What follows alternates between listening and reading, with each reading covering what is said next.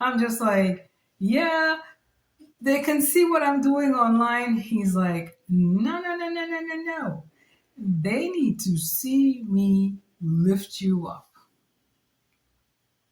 They need to witness because they were the ones that literally dragged you down through the mud, threw rocks at you, did all this different stuff so that you wouldn't rise.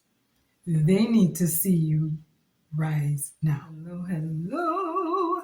This is Sambuka, aka Mama Sam, and I am doing, I think this is going to be a quick video on the Most High and His reasoning.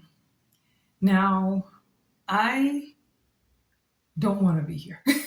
I am recovering from, I actually was damaged while I was in East Africa and I had to come back because I needed some medical things to be put in place. That said, I have been working steadily at healing. The Most High also sent me to heal from some of the trauma that I went through. But as I'm healing and doing different things, nothing would work. Nothing that I wanted to embark on would work. But what would work was me learning how to do jingles really well, me learning how to do poetry really well, me learning how to start doing different ways of getting my music together, writing stories, children's stories, and various stories. All those things would work, but I still hadn't gotten any financial gain from it, quote unquote, like by the world standards, anyways. So I'm healing and really learning the whole ins and outs of narcissism and scapegoatism and all that stuff.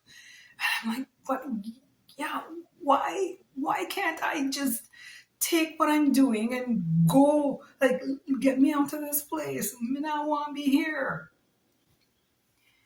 And he gave me a time in my life where I had to like sit on Psalm 23.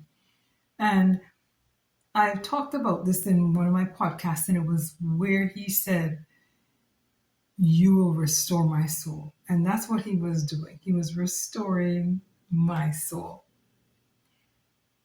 But the reason why he won't let me go as yet is because of that verse where he says, he will prepare a table for me in the presence of my enemies. And for me, I'm just like, yeah, they can see what I'm doing online. He's like, no, no, no, no, no, no, no. They need to see me lift you up. They need to witness because they were the ones that literally dragged you down through the mud, threw rocks at you, did all this different stuff so that you wouldn't rise. They need to see you rise now. And this is for somebody. You may be in a situation where you're thinking, Father, I want to be out of this. And I'm not talking about staying in a bad narcissistic situation. I'm talking about you may be still in close proximity to the people who caused you harm, but the Most High has been working on you and elevating you at the same time. He will prepare a table in the presence because they have to see you eat, they have to see you rise, they have to see you become better than you were before. And lately I've been wrapping my hair, and there's a reason for that, and making sure that even while I'm in the house, if I'm just puttering around, I have earrings on. I've been wearing pearls because I'm a pearl girl. I'm from June. And I can see, even with the simple things that I've been doing, that it is already causing problems. So, can you imagine at the end of this week, 3 of my books are arriving. Next week, 2 more of my books are arriving. As I publish these books, my spirit is just starting to soar. And can you imagine once the Most High starts bringing stuff together?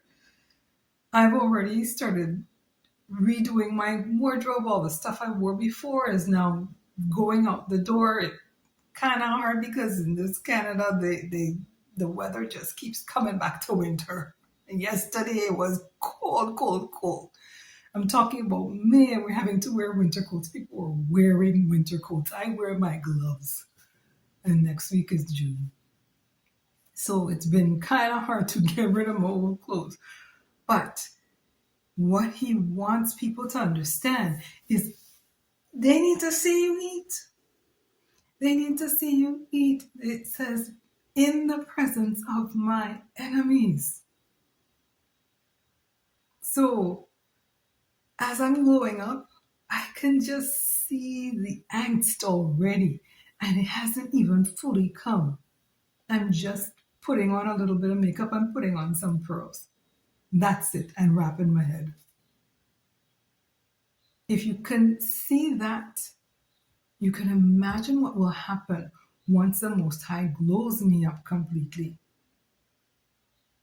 You have to be near your enemies in order for them to see you glow up. You have to be near your enemies in order for him to start pouring back into you. You have to be around them. And it's difficult. I'm telling you, it's difficult. My patience level is like every time something happens, I go back and I say, okay, you said in this particular verse that this will happen. I am calling for that to happen now. I'm calling my angelic forces to go and fight for me. And the things I can see. So you have to be around your enemies for the Most High to glow you up. Check the description box for things that I'm starting to implement. And there are so many videos now on scapegoating. There are a lot of shorts and they lead back to the longs. And check the description box to see that. Check the playlist for the scapegoat videos, that there's scapegoat diaries and then there's scapegoat traits. All of these will help scapegoats as they are going through their healing. I'm not the person to help you at the very beginning. That is something you need to work on. But I do have resources that are going to be coming. Like I said, my books are coming out and they are all part of that solace for scapegoats. And they will be things that you could do to help your somatic system and all those different things to help you as a scapegoat. So that's why I'm called Solace for Scapegoats now. I want to be a solace for scapegoats. Until next time, this is Sambuka sending you acres of love. Salambe.